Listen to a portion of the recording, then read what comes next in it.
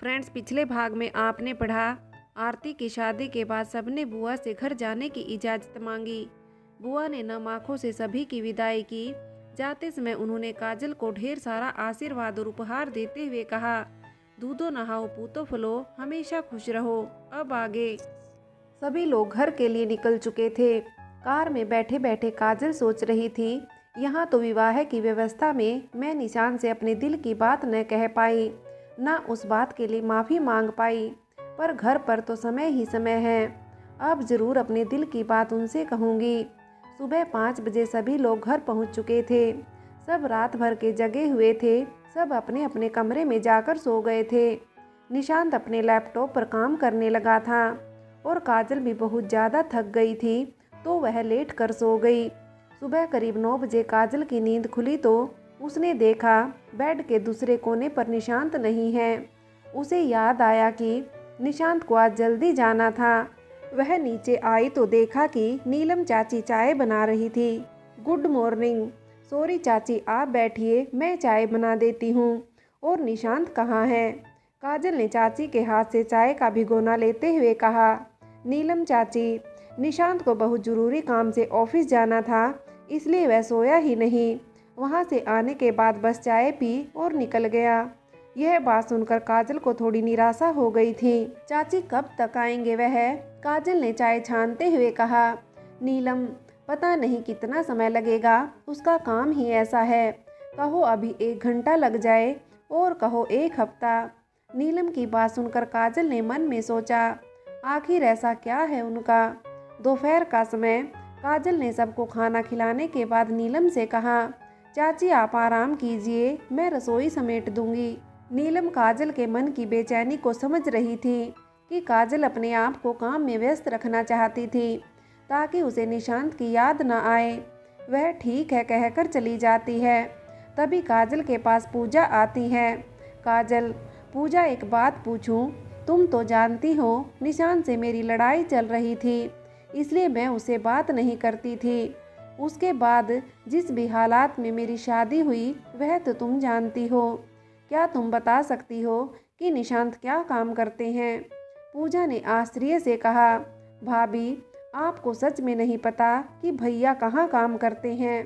काजल, नहीं पूजा, सच में नहीं पता। पूजा, पर भाभी आपके पूरे परिवार को पता है और सबने भैया को बधाई भी दी थी। इसी खुशी में माँ ने आपके पूरे परिवार को डिनर पर भी बुलाया था। आप छोड़कर सभी लोग आए थे। आप शायद कहीं गई हुई थी। तभी काजल को याद आया कि उसकी माँ ने एक दिन उसे कहा तो था, काजल तुमको पता है निशांत के बारे में कुछ, उसकी नौकरी के बारे में। काजल, माँ मेरे सामने उस निशांत का नाम भी मत लो और मैं नहीं जानना चाहती उसकी नौकरी के बारे में। वह चाहे कुछ भी करे, मेरा उससे कोई लेना देना नहीं है। वैसे भी उसकी एक कलरक से ज़्यादा की औकात नहीं है। अपने आप को पता नहीं क्या समझता है, खड़ूस कहीं का। सुषमा, पर बेटा मेरी पूरी बात तो सुन लो। अच्छा ठीक है, आज उनके यहाँ रात में नीलम ने डिनर पर बुलाया है, वहाँ तो चलोगी ना तुम? काजल मन में, ओ डिनर, मुझे तो विराज के साथ पिक्चर देखने जाना है शाम को। सॉरी माँ, आज मेरी सहेली का जन्मदिन है तो उसने मुझे बुलाया है। मैं फिर कभी नीलम चाची के यहाँ चली जाऊँगी, उनसे बता दीजिएगा और आप लोग ज़रूर डिनर पर चले जाइएगा। सुषमा, ठीक है बेटा, जब तुम कुछ सुनना ही नहीं चाहती तो कोई बात नहीं है। अरे भाभी आप कहाँ खो गई? पूजा ने आवाज़ लगाते हुए कहा। काजल पूजा की आवाज़ सुनकर वर्तमान में वापस आ गई। सॉरी पूजा, माँ मुझे बता तो रही थी उस समय, पर मैं उसमें निशांत से बहुत नाराज़ थी, इसलिए उसके बारे में कोई रुचि नहीं दिखाई कि वह क्या काम करता है। और प्लीज़ अब तुम तो बता दो। पूजा, वह ACP मतलब असिस्टेंट कमिश्नर ऑफ पुलिस हैं। काजल आश्चर्य से, क्या सच में? पर कब, कैसे? पूजा, क्या भाभी आप भी? अब आप यह सब भैया से ही पता कर लीजिएगा कि वह कैसे ACP बने। और अब मैं चल रही हूँ, मुझे प्रोजेक्ट अब बहुत सारा काम करना है। यह कहकर वह चली जाती है। काजल मन में, काश मैं निशांत की अच्छाइयाँ पहले देख पाती। आज उनसे माफ़ी मांगकर फिर अपने दिल की बात उनसे कहूँगी कि मैं सच में उनसे बहुत प्यार करने लगी हूँ। फिर उनको बधाई भी दूंगी। काजल श्याम का बेसब्री से इंतजार कर रही थी। घर के सारे काम निपटाने के बाद जब वह कमरे में आई तो उसने आईने में अपना चेहरा देखा तो उसे वह बड़ा उलझा और थका हुआ सा लगा। उसने आईने के आगे खड़े होकर अपने बाल संवारे और अपना चेहरा सही किया, लिपस्टिक लगाई। फिर उसकी नज़र अपने कपड़े पर गई। उसके सूट पर एक जगह हल्की सी हल्दी और चिकनाई का दाग लगा हुआ था। काजल ने अपनी अलमारी खोली और अपने कपड़े देखने लगी। उसकी नज़र एक नीली रंग की साड़ी पर गई। नीला निशांत का पसंदीदा रंग था, यह बात काजल जानती थी। उसने वह साड़ी उठाई और अपने कपड़े बदलने लगी। साड़ी बदलकर उसने जब अपने आप को आईने में देखा तो खुद अपनी सुंदरता देख शर्मा गई। अब वह बहुत बेचैनी के साथ निशांत का इंतजार कर रही थी। उसकी एक निगाह घड़ी पर और एक दरवाजे पर थी। उसका समय कांटे नहीं कट रहा था। कभी वह बिस्तर सही करती तो कभी फूलदान के फूल सही करती तो कभी खिड़की पर खड़े होकर बाहर गेट की ओर देखती। रात के 9 बज रहे थे। काजल खिड़की से बाहर देख रही थी कि तभी दरवाजे पर आहट हुई। उसने बहुत खुश होते हुए दरवाजे पर देखा तो पूजा थी। अरे भाभी, कहीं जा रही हैं क्या आप? आज आप कितनी सुंदर लग रही हैं, पूजा ने खाना मेज पर रखते हुए कहा।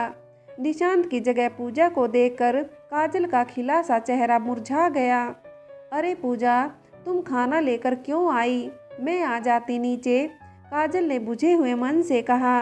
कोई बात नहीं भाभी, माँ ने कहा आप थक गई होंगी, भैया का भी खाना है इसमें। माँ भी थकी है तो वह भी जल्दी सो गई हैं और मुझे भी कुछ प्रोजेक्ट का कुछ काम करना है तो मैं जा रही हूँ।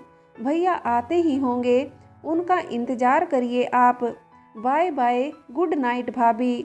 यह कहकर पूजा भी चली जाती है। काजल इधर उधर चहलकदमी करती है और चहलकदमी करते हुए नींद आ जाती है। वह वहीं बेड पर बैठे बैठे सो जाती है। इधर देर रात निशांत घर आता है और धीरे से दरवाज़ा खोल अपने कमरे में चला जाता है। उसके बेसमय आने के कारण घर की एक चाबी उसके पास भी होती है। निशांत कमरे के दरवाजे को धीरे से खोलता है तो उसकी नज़र बिस्तर के एक कोने पर सोई हुई काजल पर जाती है। वह काजल को जैसे ही देखता है तो उसको एक नज़र देखता ही रह जाता है। कमरे में पड़ती चांद की रोशनी से उसका चेहरा और भी खूबसूरत लग रहा था। उसके माथे पर उसके बालों की एक लट उसकी खूबसूरती को और बढ़ा रही थी। नीले रंग की साड़ी उसके गोरे रंग को बहुत निखार रही थी। उसने मेज पर 2 प्लेट में खाना रखा देखा तो वह समझ गया कि काजल ने भी खाना नहीं खाया है और काजल उसका इंतजार कर रही थी। सॉरी काजल, मैं तुम्हें अभी कुछ नहीं बता सकता कि मेरा वहाँ जाना कितना ज़रूरी है। अभी तो मैं यह भी श्योर नहीं हूँ कि तुम मुझे अपने लायक समझती भी हो या नहीं, या सिर्फ 7 फेरों का बंधन निभा रही हो। तुम्हारे दिल में मेरे लिए प्यार है या सिर्फ तुम अपना फ़र्ज निभा रही हो। मैं जानना चाहता हूँ कि तुम अपना धर्म निभाने के लिए मेरा इंतज़ार कर रही थी या तुम मुझसे प्यार करती हो। अभी तो मुझे जाना होगा, वह तो मैं एक ज़रूरी फ़ाइल लेने आया था। यह सोचते हुए उसने काजल के सर के नीचे तकिया लगाया और उसे चादर उड़ा दी। काजल बहुत गहरी नींद में सो रही थी, इसलिए उसे आभास भी नहीं हुआ कि निशांत आया है। निशांत ने उसके माथे पर एक किस किया और अपनी फाइल उठाई और चला गया। सुबह चिड़ियों की चहचहाहट से और उसके चेहरे पर आती सूरज की किरणों से काजल की आंख खुली तो उसने देखा कि उसके ऊपर चादर थी और सर के नीचे तकिया लगा हुआ था। वह समझ गई कि निशांत आया था। वह झटके से उठी और वह चारों तरफ निशांत को देखने लगी। बालकनी, वॉशरूम, सब जगह देखने के बाद जब निशांत उसे कहीं नहीं दिखा तो वह समझ गई कि निशांत नीचे गया होगा। वह तेज कदमों के साथ नीचे की ओर जाने लगी तो उसकी नज़र मेज पर रखी एक फ्लावर पॉट से दबे एक कागज़ पर गई। उसने कांपते हाथों से वो कागज़ उठाया और दिल की तेज़ धड़कनों के साथ उसको पढ़ना शुरू किया। काजल, आपको मेरा इंतज़ार करने की कोई आवश्यकता नहीं है और ना ही मेरे कारण भूखा रहने की आवश्यकता है। मेरा कुछ काम ऐसा है कि मेरा आने और जाने का समय निश्चित नहीं है। मैं नहीं चाहता कि आप 7 फेरों के बंधन के बोझ तले अपने फर्ज निभाएं। वैसे आप बहुत सुंदर लग रही हैं, जैसे हमेशा लगती हैं, पर शायद आपको मेरा तारीफ करना पसंद ना आए। नोट पढ़कर काजल की आंखों में आंसू आ गए। उसने अपने मन में कहा, निशांत, मैं 7 फेरों का बंधन का यह रिश्ता किसी बोझ तले नहीं निभा रही हूँ। मैं सच में आपसे प्यार करने लगी हूँ और अब हमसे आपकी जुदाई बर्दाश्त नहीं हो रही है। और निशांत ने अपने आप को ऑफिस के काम में व्यस्त कर रखा था ताकि उसका काजल से कम ही कम सामना हो। इस तरह कुछ दिन व्यतीत हो रहे थे। निशांत जब घर आता तो या तो काजल सोई हुई होती या निशांत इतना थका होता कि वह सो जाता। दोनों में ना के बराबर बात हो रही थी। आज काजल शाम की चाय बनाकर सबको दे रही थी और रोज की तरह फिर से निशांत का इंतजार कर रही थी। तुम्हारा इंतजार करते करते दिन बीत रहे हमारे, फिर जा रही आज की शाम भी उदास करके। दरवाजे पर घंटी बजी। काजल का दिल बहुत खुश हो गया और उसने यह सोचकर दरवाज़ा खोला कि शायद आज उसका इंतजार पूरा हो जाए, पर सामने उसके भाई समर खड़े थे। भैया आप? काजल ने अपने चेहरे पर मुस्कुराहट लाते हुए कहा। हाँ काजल, मैं क्या करें, जब से तुम्हारी शादी हुई है तुम तो हम सबको भूल ही गई हो। सामने ही रहती हो लेकिन कभी नज़र ही नहीं आती, ना कभी घर आती हो। पापा तुम्हें कितना याद करते हैं। काजल समर भैया का हाथ पकड़कर अंदर लाते हुए, अंदर तो आइए भैया, हमें भी आप सबकी बहुत याद आती है। समर अंदर आकर शेखर, रमेश और नीलम के पैर छूता है। समर काजल के हाथ से पानी लेते हुए, चाचा जी, चाची जी, मैं 1 सप्ताह के लिए काजल को लेने आया हूँ।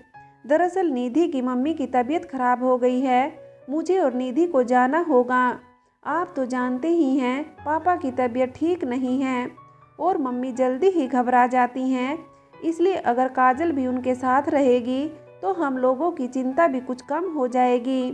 शेखर, अरे यह भी कोई कहने वाली बात है। तुम काजल को ले जाओ और कोई भी ज़रूरत हो तो हमें फ़ोन कर देना और मैं भी सुबह शाम जाकर भाई साहब का हाल ले लूँगा। नीलम, काजल बेटा जाओ, कुछ दिन के लिए घर चली जाओ। इस समय तुम्हारे परिवार को तुम्हारी आवश्यकता है।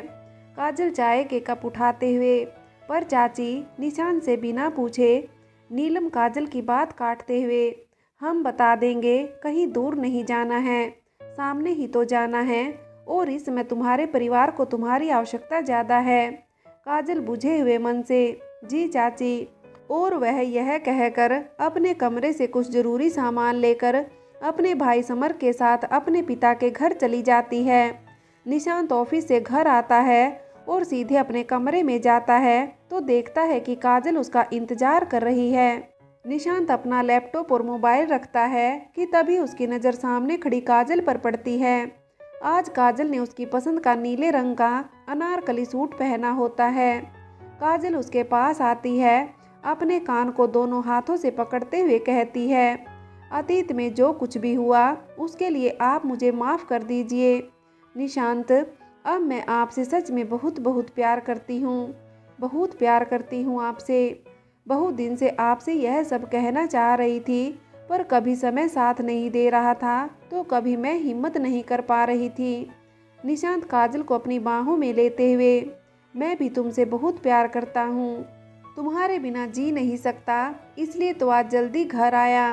सोचा तुम्हारे साथ कुछ समय बिताऊं, क्योंकि पिछले कई दिनों से मैं तुम्हारी आंखों में अपने लिए प्यार देख रहा हूँ। I love you Kajal, I love you very much. May I come in sir. इस आवाज़ से निशांत का ध्यान टूटा, जो अभी अपने ख्यालों में गुम था। बताइए मिस्टर सिन्हा, निशांत ने कहा। मिस्टर सिन्हा, एक फाइल निशांत को देते हुए, सर यह कुछ सबूत मिले हैं विराज के खिलाफ, तो जो उसको सज़ा दिलाने के लिए बहुत हैं। अब आप इसमें आगे की कार्रवाई कर सकते हैं। निशांत फाइल पर नज़र डालते हुए, ठीक है मिस्टर सिन्हा, मैं इसको अब स्टडी कर लेता हूँ और उसके बाद इस केस को आगे बढ़ाइए। और हाँ, दिल्ली वाले मल्होत्रा एंड सन्स का जो केस चल रहा है, मुझे उसकी सारी रिपोर्ट्स और डिटेल चाहिए। और इस केस को कौन कौन देख रहा था, कौन कौन इस केस से जुड़े हुए हैं, वह सब भी डिटेल में मुझे चाहिए। मिस्टर सिन्हा यस सर कहकर चले जाते हैं और निशांत मन ही मन में कितना खूबसूरत ख्वाब देख रहा था आज मैं कोशिश करता हूँ जल्दी घर जाने की। पिछले कुछ दिनों से मैंने तुम्हारी आंखों में अपने लिए प्यार देखा है। अगर वह सच हुआ तो छुट्टी लेकर पूरा 2 दिन तुम्हारे साथ बिताऊंगा। निशांत ने जो ख्वाब ऑफिस में बैठे बैठे देखा था, उसको हकीकत में सच करने के लिए वह जल्दी घर चला जाता है।